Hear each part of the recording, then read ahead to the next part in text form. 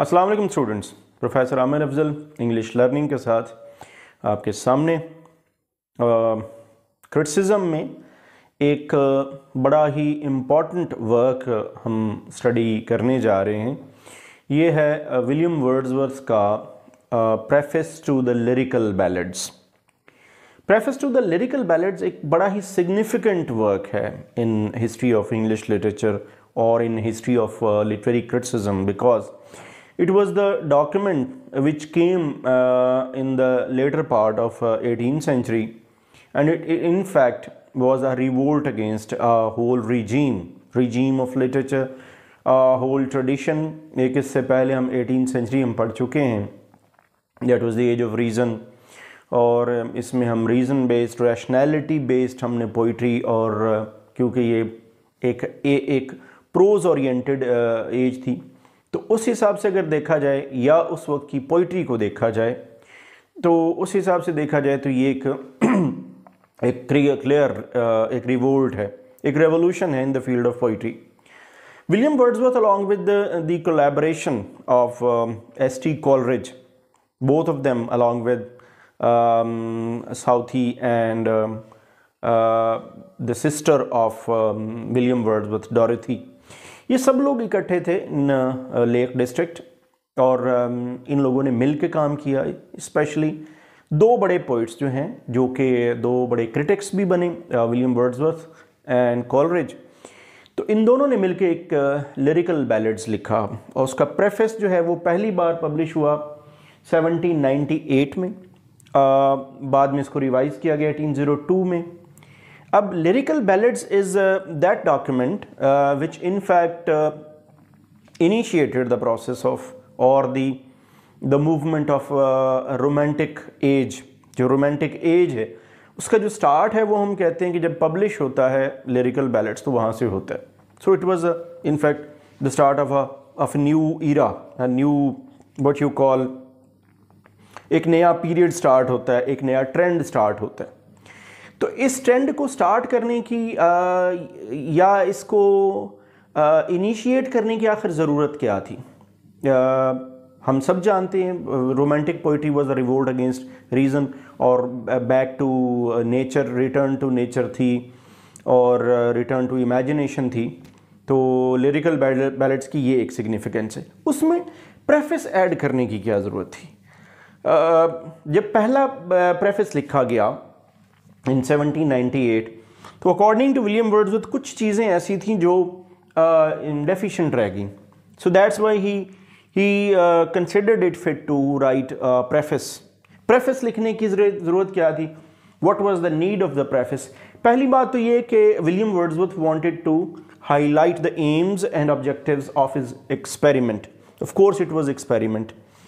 When you talk about the poetry of 18th century, Pope की reason based classical type की language, classical type के themes और उसका style, तो उसके मुकाबले में जो पोइट्री है रोमांटिक एज की, तो वो ज़ाहिर बात है डिफरेंट है poetry. It was a new kind of experiment as far as themes are concern.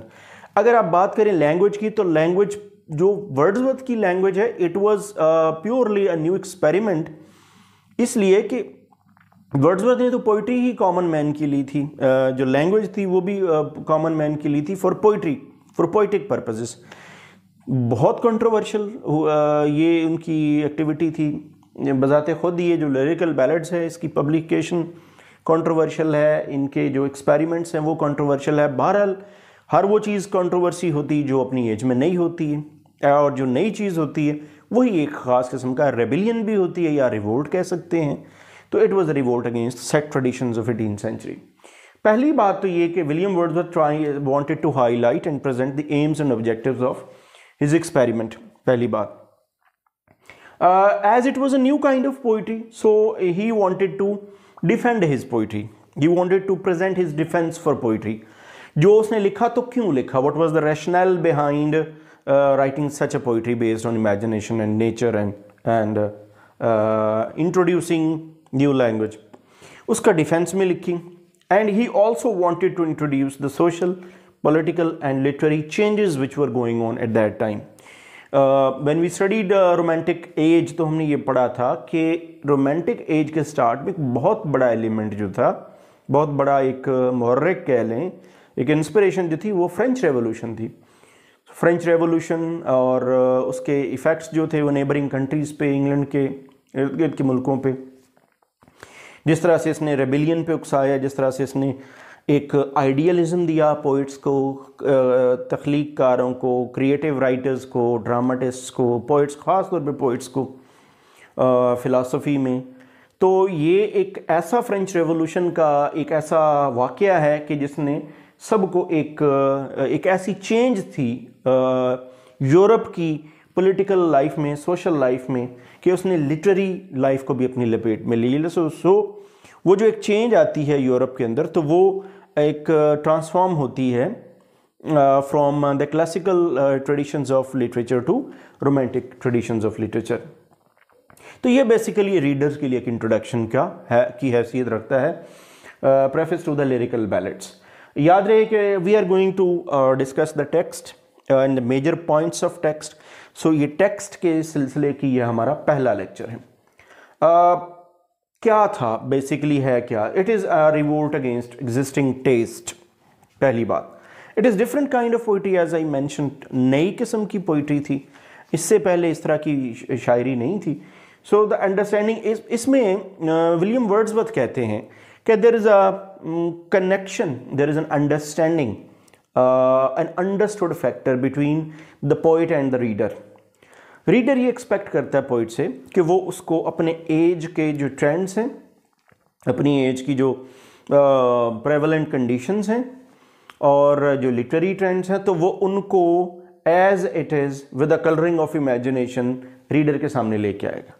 अब ये रीडर की एक्सपेक्टेशन होती है, और ये honesty depends on the honesty of the poet कि whether he goes for that creation of poetry as it is चलता है या उसमें कुछ चेंज लाता है।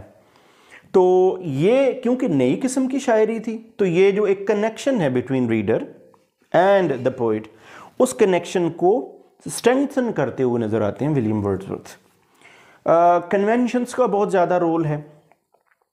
The conventions of the society, conventions of society जो थे, सेट कन्वेंशंस थे, वो चेंज भी हुए। कन्वेंशंस हमेशा एक जैसे नहीं रहते, with the passage of time वो चेंज होते रहते हैं, तो उनमें चेंज भी आई।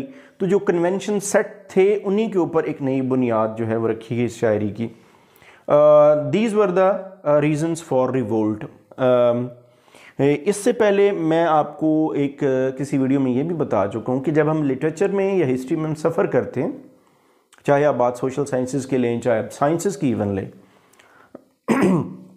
लिटरेचर की मिसाल लें, तो आपको हर एक 100 साल या 80 साल, 80 ईयर्स, 100 ईयर्स के बाद वाला जो एज होती है वो पहले वाले के ऑलमोस्ट रिवोल्ट होती है, उसके बिल्कुल अगेंस्ट होती है। उसकी रीज़न वक्त का बदलना है, उसकी रीज़न नई जनरेशन का सामने आना है। तो कहीं ना कहीं वो बहरहाल एक रिवोल्ट या एक चेंज की हैसियत रखती। सो हमें रोमांटिक एज में, रोमांटिक पोइट्री में, in the form of William Wordsworth and Coleridge, हमें एक चेंज नज़र आती है।